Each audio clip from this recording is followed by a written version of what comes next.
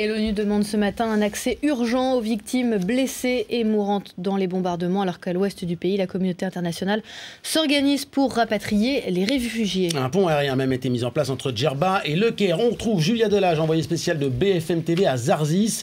C'est un port à l'est de la Tunisie. Et Julia, le porte-hélicoptère Mistral est arrivé ce matin.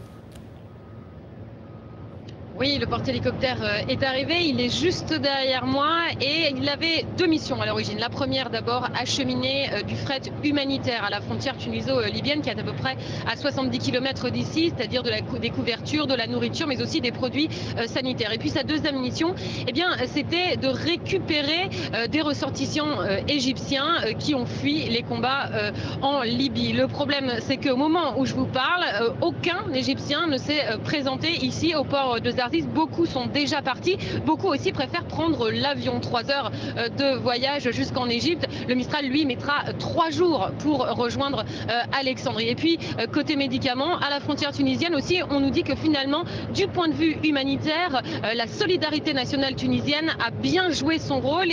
Il n'y a pas de manque criant. Écoutez ce qu'a à répondre le lieutenant de vaisseau Delorme, l'officier de presse du Mistral. Écoutez. Nous étions en mer, on nous a demandé de nous dérouter.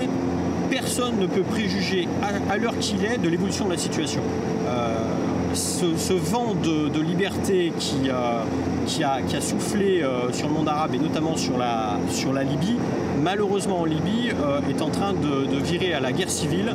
Vous imaginez bien qu'avec tout ce que ça implique, donc du fret humanitaire dans la région sera toujours le bienvenu.